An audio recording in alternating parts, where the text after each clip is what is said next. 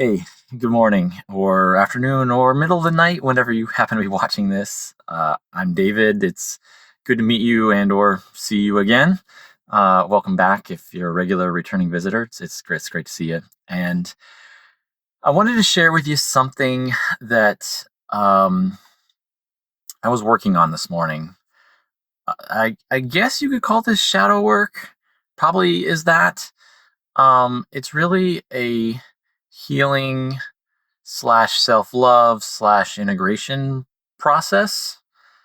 And, I want to share with you the life lessons as I'm learning them. I want to share you the personal growth as I'm going through it. And today, this is what came up for me during my morning meditation. And as things stand now, like,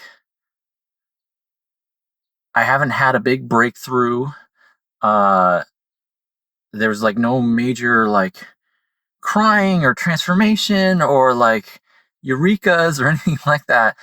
uh Sometimes it's a process. It takes time, and this is one of those times. So here's what was happening. Woke up, and as is common for most mornings for me, uh it takes me a while to like get going, and my mental health is usually like at its lowest when I first wake up.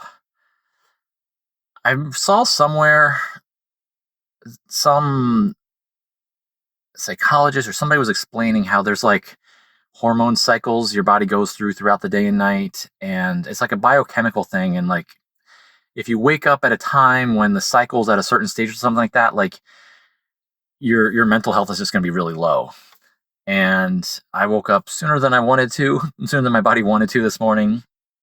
uh I've been doing really good overall the past few days. I've been going through this personal growth workshop, and we're doing really intense, great stuff. And I've actually been feeling a lot better and more connected to myself than I've felt in months or years. But even still, even being on a general kind of high these past few days, uh, certain anxieties, certain insecurities, certain low mental health things still surfaced a little bit when I first woke up this morning. And, you know, other days are far worse for far longer. So, I mean, progress, yay. But today was pretty minimal. But I was feeling anxiety, and I was stressing about money.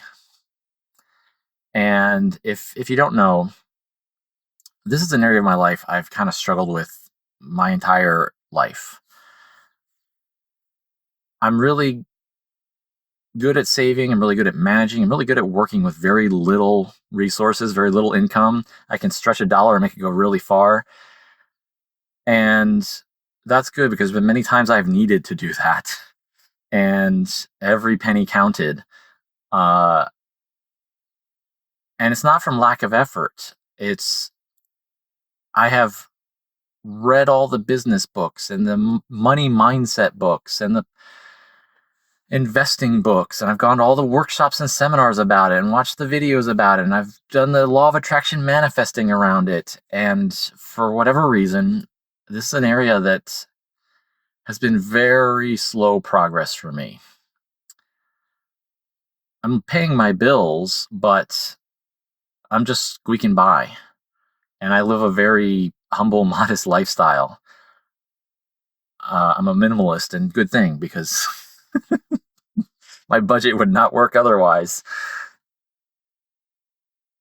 And right now in life, I'm going through some kind of transition where who I was, who I've been, what I've been doing, I'm grateful for. It felt like the right thing to do at the time, but I'm going through some kind of internal shift, not by choice. I've kind of been pushing this off as long as I could, now that I think about it in hindsight. But sometimes change is inevitable, and no matter how hard you try to hold on to the old way, there just comes a point you just can't keep doing what you've been doing. You can't keep being who you've been. And even though it was working, even though it was fine, um, something in my soul is just like, we got to grow and we can't wait any longer. We've been pushing this step of growth off long enough. And if if if if this change, this transformation wasn't forced upon me, like, I might never grow, I might never change, I might never take that leap that's necessary for my own evolution, for my own growth. And with that includes a lot of unknowns. Okay, well, if I'm letting go of what I was doing, what is going to take its place? What comes next? And even though I've been scraping by as a writer and an actor, I've directed a few films over the years. It's been great. I've loved it. It's been a very fulfilling, meaningful, awesome experience. And that may still show up in some way, shape, or form going forward, but maybe it's just the medium I'm working in. Maybe it's just the content, the subject matter. Maybe it's something else.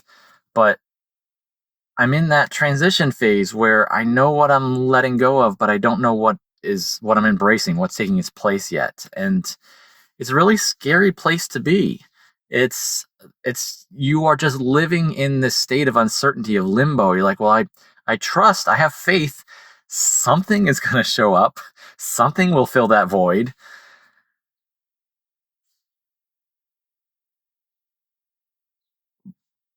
But what and when, and will it get here in time? What if it takes too long? And I've been dragging myself, forcing myself to continue doing what has been working way past where I should have been. Like, I've known for years that I was growing out of, didn't want to keep doing what I was doing, but I kept hanging on to it because it was all I knew. It was all I knew. It was working for me. And like I said, now I'm just at a point where it's okay, we've stalled, we've dragged long enough. It's now there's some internal shift, just I can't keep doing what I'm doing. It's just as simple as that. And I still got bills to pay. I still got to eat. I still got to pay rent. I still got to, uh, pay my cell phone bill, etc. And you want to be able to enjoy life too. Pay for streaming services at least to have some entertainment, something. And when I woke up this morning, I was just really feeling that anxiety of like, oh gosh, like, I know I don't want to keep doing what I've been doing. I know I've been dragging it on longer than I should have. I don't have a choice anymore. I can't keep doing what I'm doing. But I need to do something.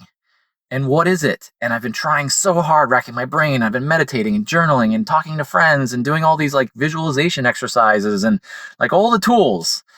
And I'm getting hints, I'm getting clues, I'm getting ideas, and I'm narrowing in. I'm like, is that it? Is there something there? Like, do I just need to clarify it, tweak it a little bit, and then yes, that'll now I'm on the right track? Or is it still me in my old self, my own mindset, just saying, well, it's a different version of what I was doing before. So if what worked before, this should work too, and maybe it's different enough that it's good. Like, I don't know. That's where I'm at right now.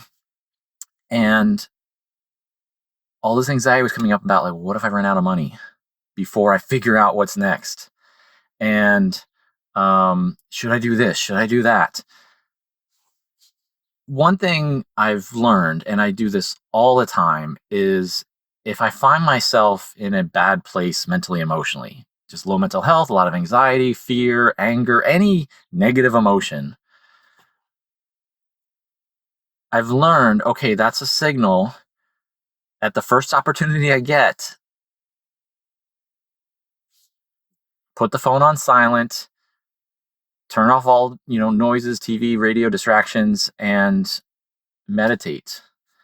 Tune in, connect to my heart, connect to God, let my thoughts just kind of play out and allow them to have a voice without judgment or needing to edit or direct them in a certain way, just so that whatever part of me is feeling that fear and anxiety or anger or frustration or whatever is heard, has a voice. Sometimes that emotion inside of you just uh, it just needs to be heard, just needs to be acknowledged by you, like intentionally, consciously. So I'll create space, be like, okay, just what are you feeling? What are you thinking? What's going on? What do you need me to hear?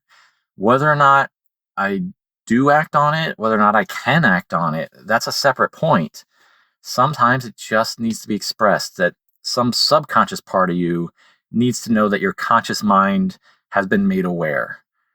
And if you can do anything about it, if you choose to do anything about it, fine, whatever, that's secondary. It just, that inner part of you just needs to make sure the conscious part of you has received the message. So I'll create space for that. And I'll connect to God and my guides and be like, what do I do about this? What do you advise? And this morning, I was feeling anxiety around money again. And so I start meditating and connecting to my heart and connecting to God. And what happened this morning was we were approaching it from a different way. This is a particular tool I've used in other areas of my life too. It's very effective. And when there's any part of yourself that you don't like, that you wish was different, our conditioning, our training, our instincts is, well, I need to remove it or fix it or change it somehow. It's not a good part of me, so I need to get rid of it. And what I find works really, like, powerfully, transformatively, magically, quickly well is to not do that at all, but instead love and accept it as part of you, whether or not it changes, whether or not it leaves. It's a part of you, and you are choosing to unconditionally love all of you. Like, to use an analogy, like, suppose you stubbed your toe in the door frame or something, or maybe you were like hanging up a picture on the wall and you nailed and you hit your thumb or something with the hammer, and you're like, ow, now your hand is hurting or your foot is hurting or something, right? No, you don't like feeling pain. Nobody does. But do you tell your hand, bad hand, you're hurting, I don't want to be hurting, I want to cut off that hand? No, you're not going to do that. Or like, oh, you stupid toe, you stupid foot, like, how dare you, get jammed in the doorway or something. You're such an idiot. You're such a dumb foot. You're causing me all this pain. Now I have to limp around and maybe it's swollen or, whatever, like, stupid foot. Gosh, what's wrong with you? I wish you weren't my foot anymore. And what are you going to, like, remove your foot?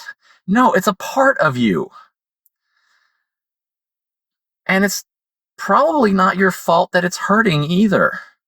And even if it was, maybe you did something stupid and you knew better and you hurt yourself anyway. So what? We're human, everybody. Nobody's perfect. We sometimes do the wrong thing even when we know better. It happens. It's still a part of you. It still belongs to you. You would be incomplete without those parts of you. And that includes the mental, emotional stuff. So when there's something you don't like about yourself, instead of trying to get rid of it, to change it, to fix it, what I have learned works really well is to connect to it, to maybe give it a voice and love it unconditionally, because it's a part of me. And maybe it'll change, maybe it'll get better, maybe it'll go away. Fine, but I will love it even if it doesn't. And that's hard. So, sometimes it's easier on certain things. And there's been times where there was some part of me where I judged it and I didn't like it and I felt shame around it or something. Some part of me, something I thought or felt or did or whatever. And then I practiced forgiving myself, loving myself unconditionally and saying, okay, yeah, you know what? Like, that's true. I do feel that way, or I did do that thing. And I wish I was a smarter person, stronger person, better person. Those things didn't bother me, or whatever.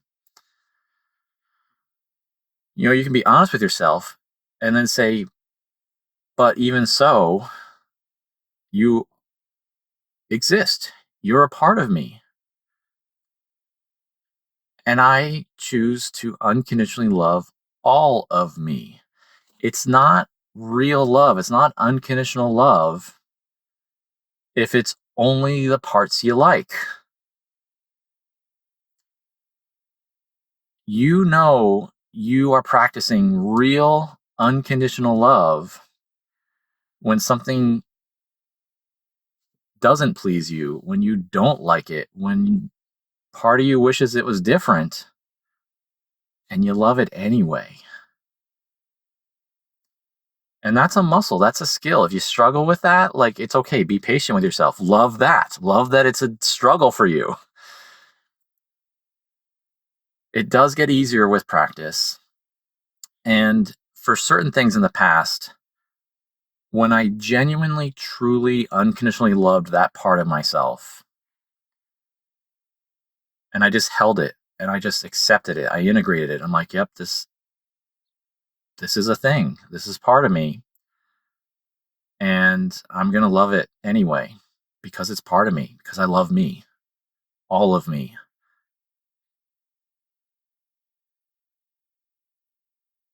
And the magic is sometimes when you do that, that thing just magically dissolves away on its own. And it's no longer an issue in you. It doesn't come up anymore. It doesn't bother you anymore. You don't think that way, feel that way, act that way anymore. The secret is you cannot do this exercise to make it do that or to hope that it does that, because then it's still partially conditional love. You've really, really got to accept it and say, even if this never changed, even if it got worse and bigger and caused more pain and frustration, I still am going to love it.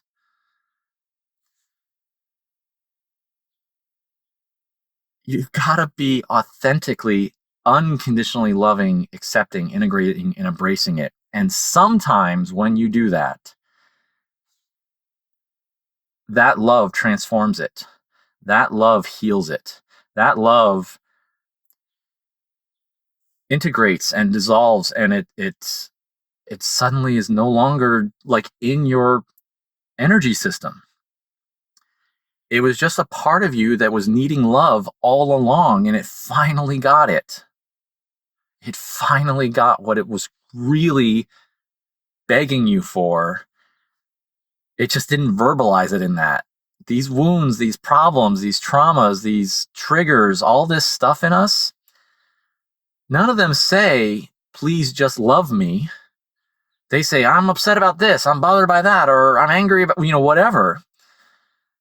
But often, really unconsciously beneath that, it's a part of you saying, I need love.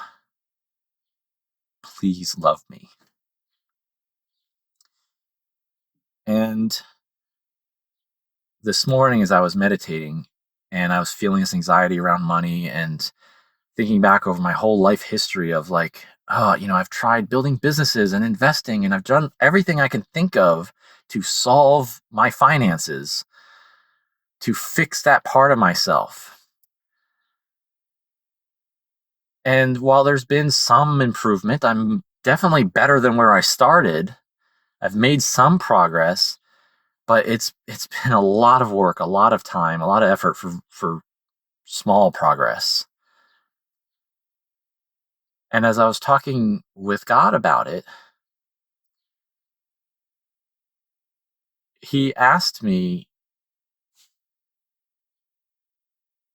reminded me to love that part of myself, to do this exercise I was talking about. And I connected to that anxiety around money and gave it a voice. And it would say things like, I'm scared something won't come in time to replace it. I'm afraid I'm going to run out of money. I'm afraid I might go bankrupt. Something like that, right? That I might end up homeless, whatever.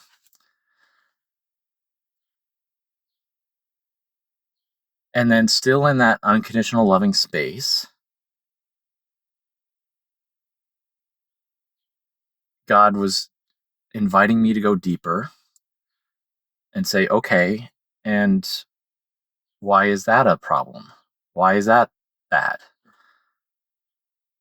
And you might think, what, on the surface, obviously that's bad, right? You don't want to run out of money. You don't want to go homeless or bankrupt or whatever. But what he was getting at was a deeper feeling, a deeper emotion of, because the reality is, whatever is or isn't happening in your external environment is secondary to your internal environment. You can have the same conditions on the outside and feel completely different ways. Like right now, I'm actually okay financially. I have a little bit of savings. I have time to figure stuff out. I'm not in any immediate danger. I'm actually safe right now. But my anxieties, my fears are acting like I'm not. So we went deeper. And it's like, how would I feel? What would it mean? What would I believe about myself if those bad external things happened? And that part of me said, it would mean I'm a financial failure.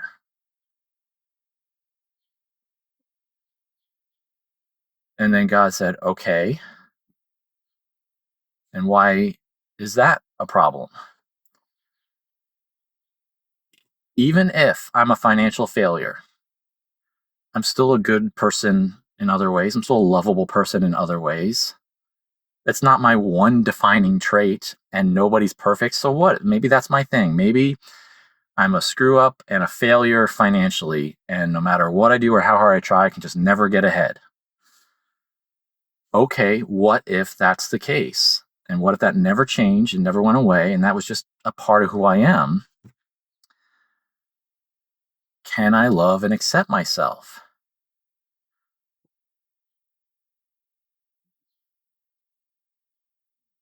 Why do I focus on that identity versus all the other qualities and attributes, the good things, the likable things, the lovable things about myself that are positive, that I do like? Like God pointed out, like even if I'm a financial failure, I'm still a creative person. I'm still a kind person, a loving person, an intelligent person. My friends love me. God loves me. I love me, even if I'm a financial failure. So what's the, what's beneath that that's bothering me?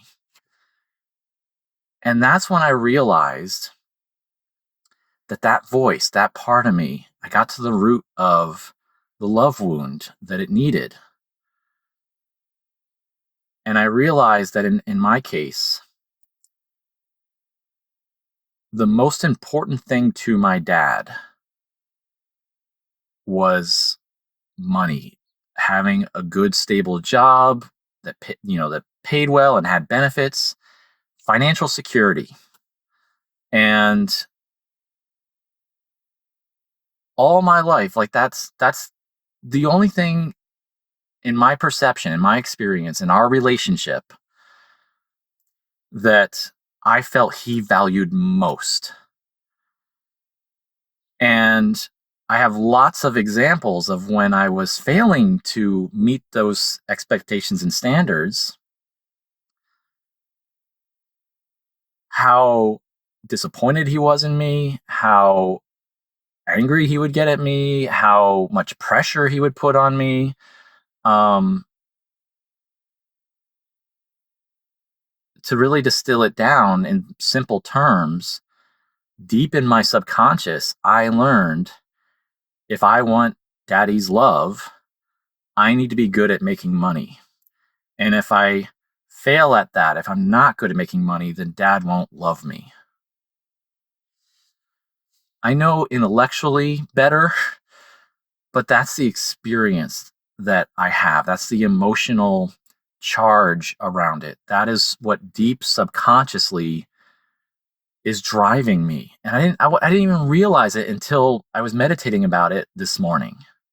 And I just kept digging deeper and deeper and giving that part of me a voice and letting it speak without any judgment so that it was free and safe to say whatever it needed to say.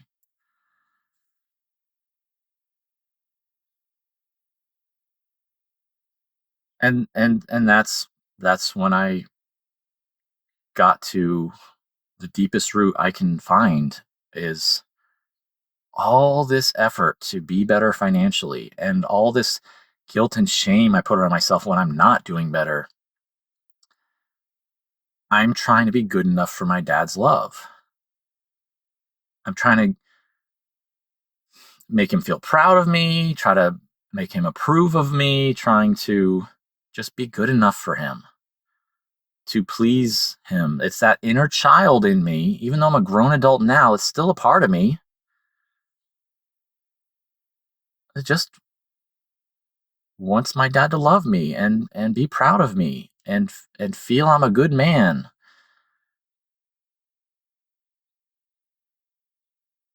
So my practice now is to love that part of me whether or not it ever changes. To give myself that unconditional love whether or not my human dad did or does. You can't control what other people think or say or do or feel. And quite honestly, if someone is giving you conditional love, even if you somehow meet that condition, they're a conditional lover, so they will find some other condition to judge you against instead.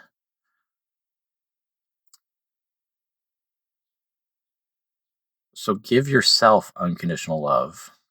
I'm giving myself unconditional love here. And I just sat with that part of me.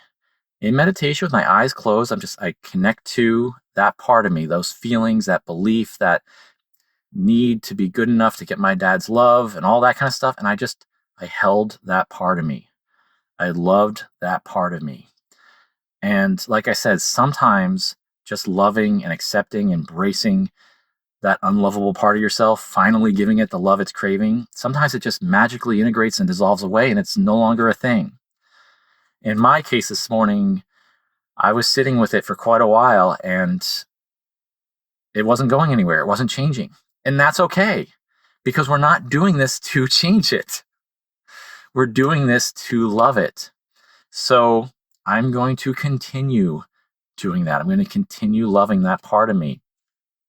Obviously, for practical reasons, I would love to be better off financially. I would love to experience abundance. I would love to feel stable security because right now as a self-employed creative person, like the income goes up and down. Fortunately, I'm good at budgeting and I can, average it out over time, but it's not a stable, secure, comforting income source. And but I it's me, it's who I am. I got to do it. I've done the corporate jobs. I've worked in retail, I've worked in offices, I've worked in hospitality. I've done all kinds of stuff. I'm great at sales. I was always a top sales performer. I've done those things, but for me personally, it's for better or worse. I got to do this other path. I got to create. I got to express my authenticity. I got to add something to the world that didn't exist before, and I got to do it in my way. And part of me wishes, oh, if I could only be satisfied doing that in a nice, safe, secure corporate environment with a steady, predictable paycheck. And maybe I'll find a way to do that someday. I've certainly tried that for many, many, many, many years.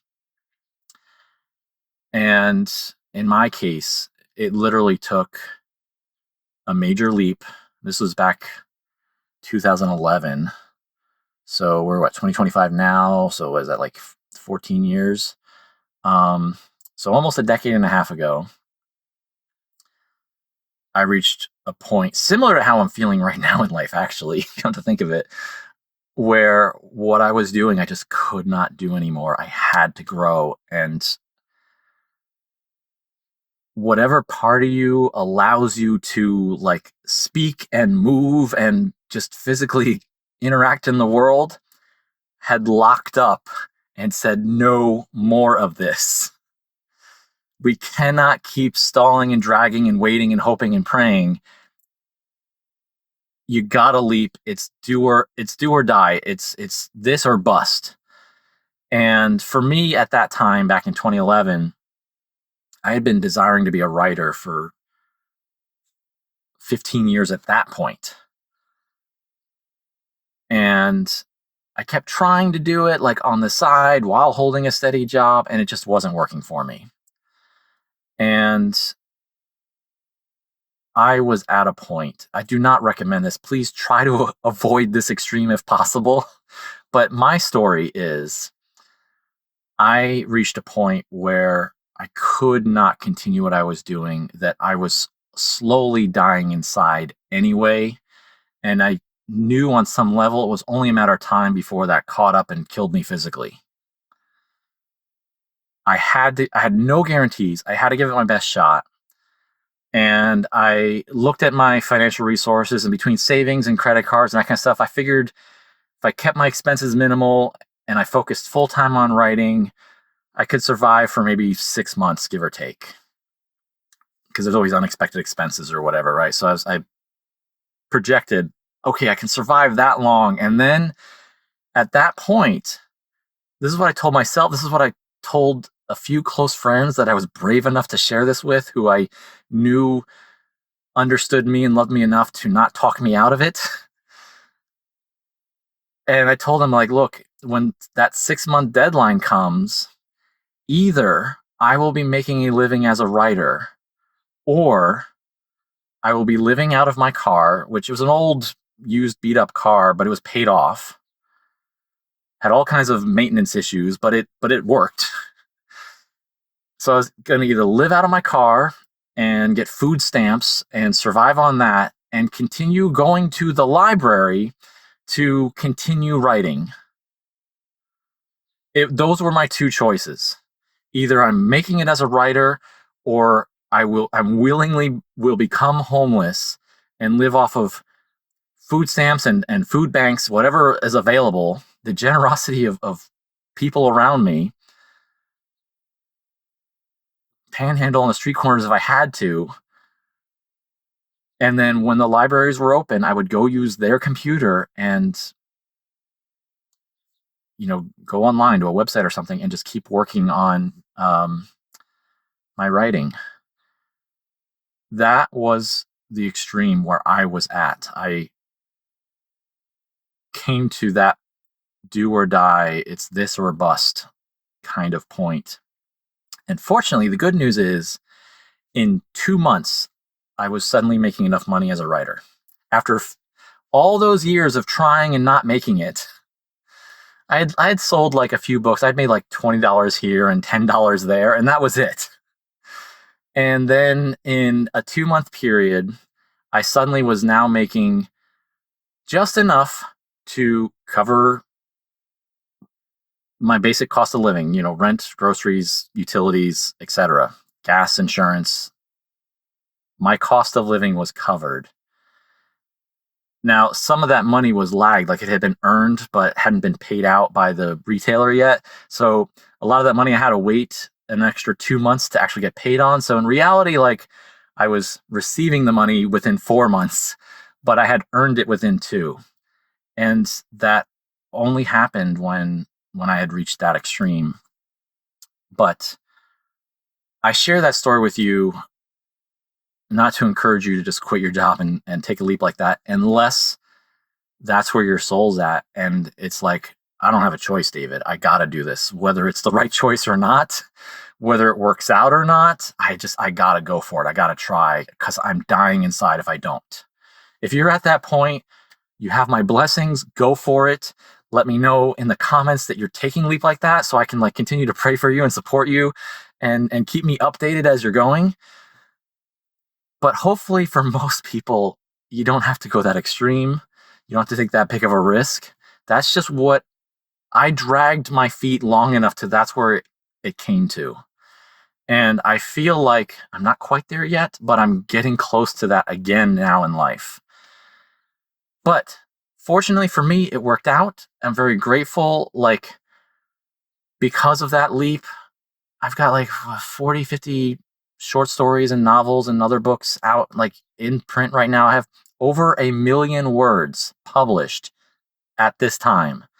And I've grossed like over 6 figures in sales, and it created passive income for me that allowed me to pursue other interests like acting and moving to LA. And I could direct stuff for free, making short films, learning the skills because I could afford to, because I had the writing income when I was, just getting started with directing.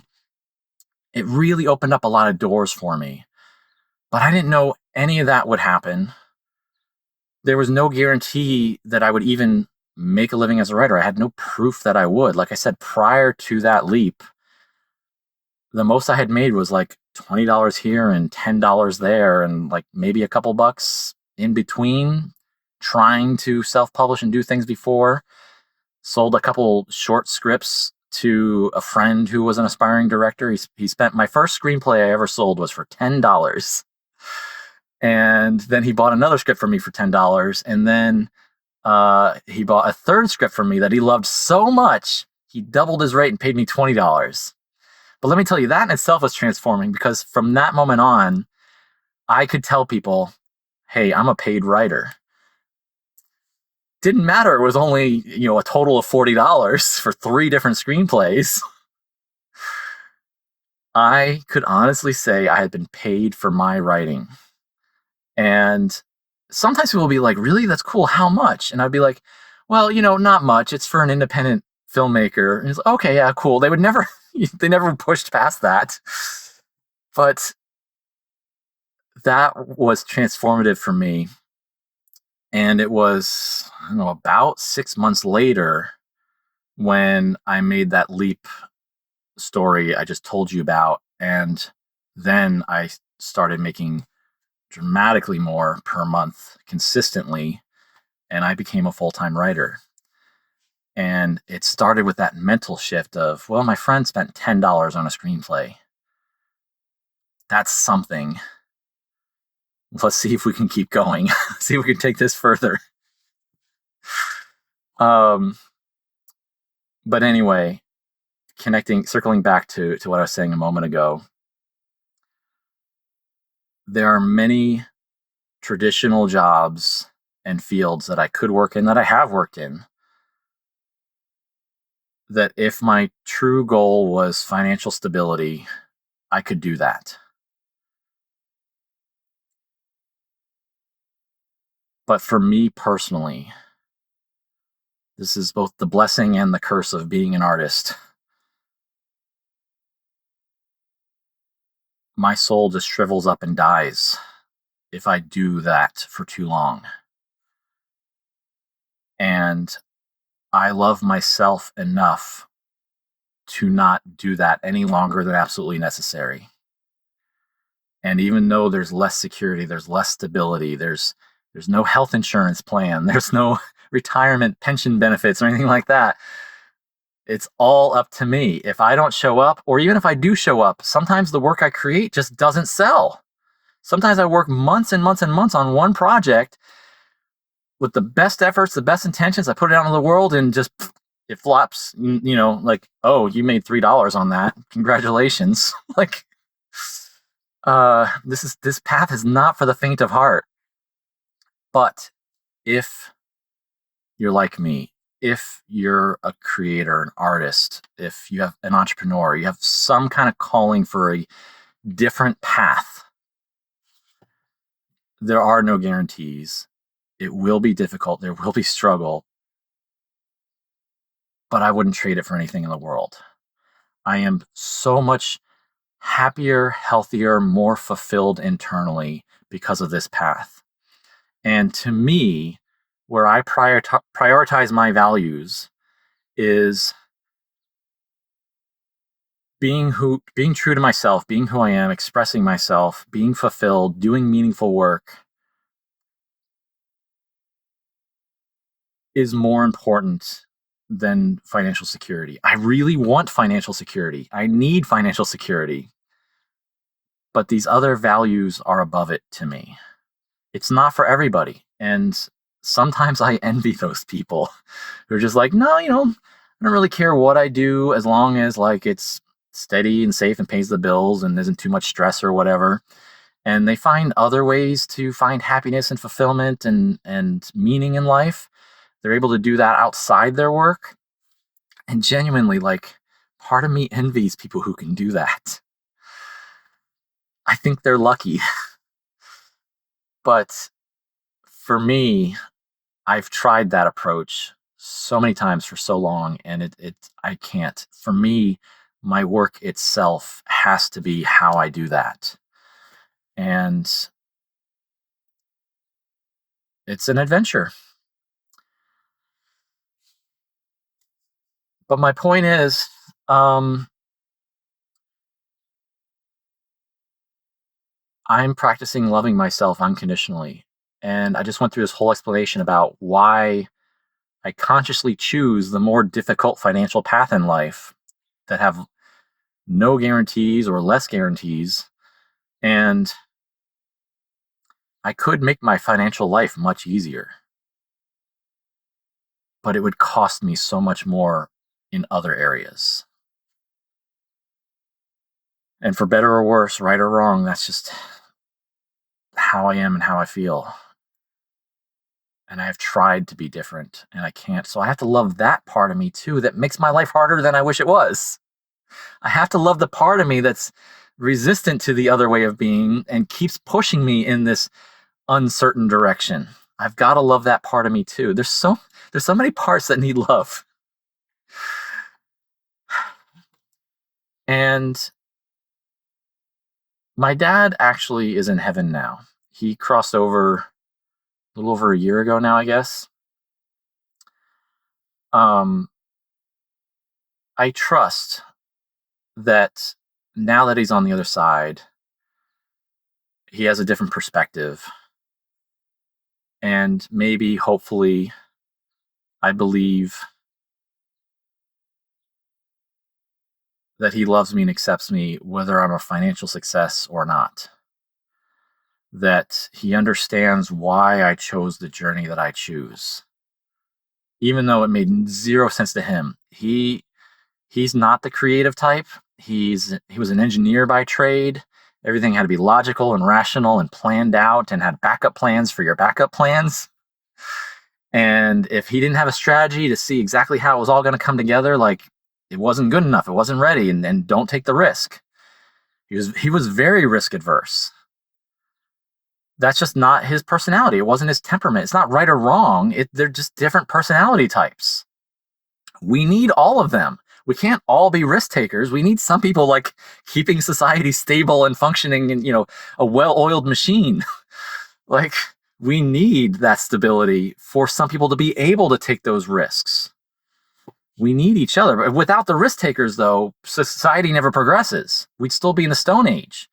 Risk takers create new technology. Risk takers create new forms of art. Risk takers explore to new continents.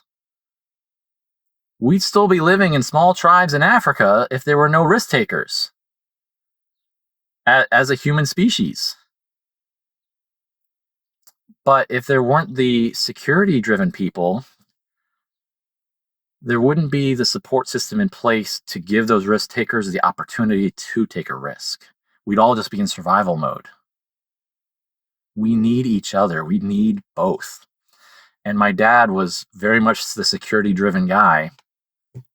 And I'm grateful for that. He gave us a financially stable home. He gave me the security, the space to become an artist, whether he intended to or not, whether he liked that I was one or not. Um, he argued with me so many times about what a terrible life path that was and just do it as a side hobby. And I'm like, believe me, if I could, I would. But I believe now that now that he's on the other side, he understands me better and he sees what I'm doing with more clarity and understands why I'm doing it with more clarity.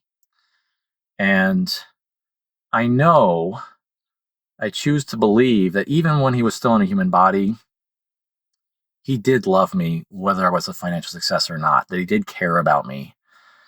But that's the higher level thought intellectual side of me. That's the better ideal version of me, the higher self.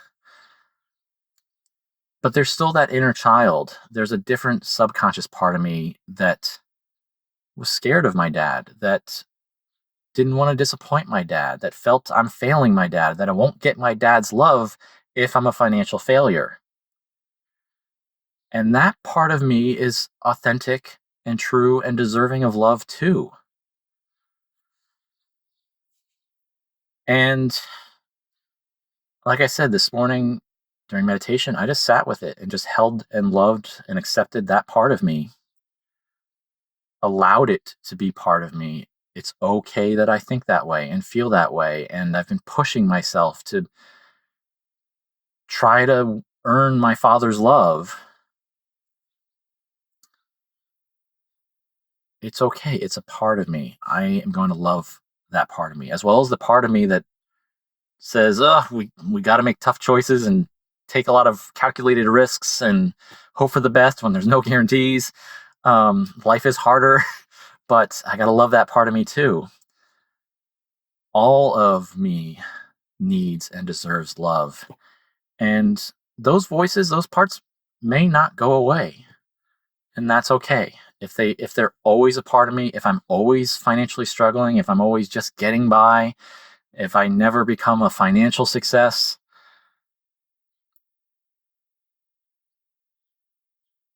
I'm still a good person.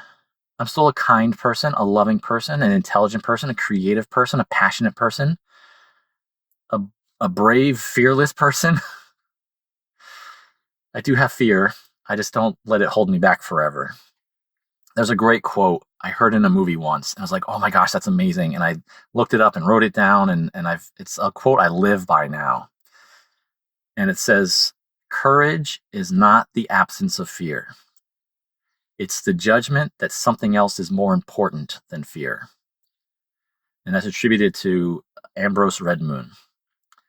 And I love that quote. Courage is not the absence of fear. It's the judgment that something else is more important than fear. So courage is a choice. It's not an absence of feeling afraid. It's not a lack of fear. It's not, yeah, I'm not afraid at all. I can do this. Real courage is, oh my God, I'm terrified. But I gotta because something's more important, something's more valuable here than just being afraid, than just staying small, than just staying in my current comfort security zone. There's something worth taking that risk for, even though there are no guarantees. That's courage. That's being fearless. To have fear and say, yeah, but it's worth it. I got to go anyway. I got to try anyhow and give it my all, and we'll find out if it's enough. It might not be. I might fall hard, flat on my face. I might go bankrupt. I might get homeless. I might be a total screw up and failure in life, however you define that. But it was worth trying. It was worth going after. Because staying small, staying where I was, not growing was worse. That's how I feel. That's how I think. Whether you agree or not, that's cool. You do you. But that's where I'm at, and that's what I'm working on right now in life. I'm loving the part of me that doesn't feel good enough, doesn't feel better at making money in the world. Even though I try, even though I've done all the education and training and mindset and all that stuff, it's possible through this work that part of me will finally feel loved enough that it's no longer driving me. And because it's no longer needing to be loved, it doesn't need to exist anymore. And maybe it's been blocking me. Maybe it's been unconsciously holding me back this whole time. And then suddenly now I will have that breakthrough and um, experience that financial abundance that I've been working towards this whole time. But I couldn't until I learned to love that part of myself that wasn't feeling loved. Because if, for example, say I had become a multimillionaire and I hadn't loved that part of myself yet, it would show up even bigger and louder than before. Because really, money just is a magnifier, just amplifies whatever's going on internally. Whoever you are at your core, having more money will just bring it out into the open more.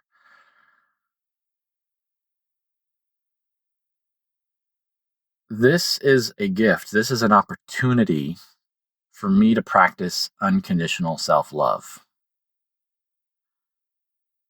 Because it's not real love if it's all good, if it's convenient, if it's easy, if it's all likable. Real love shows up when you're like, oh, I don't like that part of me or another person. I wish this part was different. Can you love it anyway? Can you love yourself anyway? Can you love that other person anyway? Even though that is a true characteristic about you or them? If you can, now your soul has grown. Now your soul is demonstrating, is practicing real, authentic, unconditional love because God loves us unconditionally. We hear that word so often, it kind of like waters down and loses its meaning. But like, really think about that. Like, no matter who you are, what you think, how you feel, what you've done, God still loves you 100%. Like, full maximum amount of love for 100% of you, even the bad parts, because it's part of you and God loves all of you. God is the ultimate example of unconditional love. And we as individual souls get to practice and learn and become more God-like. And it's not easy. If it was, it wouldn't really have much meaning, would it? It would mean it's already well within your comfort zone. You wouldn't be growing. So be patient, be loving, be gentle with yourself as you're learning how to do this, as you're practicing it. Be patient, be gentle. It's okay. You're doing what you can. You're doing the best you know how with what you got. It's okay. I love you. God loves you. Please love yourself. Do you love yourself? Will you? Will you choose to love yourself? For me, I am. I'm choosing. Even if it never goes away, even if these parts never change. I hope they do, but they might not. And I genuinely, honestly have to be okay with that. And when I am, that's when I know I'm truly unconditionally loving myself. And I will continue loving that part of myself as long as it's a part of myself. I'm grateful that it's a part of myself because it gives me an opportunity to stretch that muscle to actually practice unconditional love, real love. not convenient, not just likable, real love. If I didn't have these parts of myself I didn't like, I wouldn't have an opportunity to love. So, in a weird way, these are a blessing. These are a gift. It's funny how that works. All right. Thank you so much for watching. I love you, even though you're not perfect. Please love yourself too. Thank you. And aloha.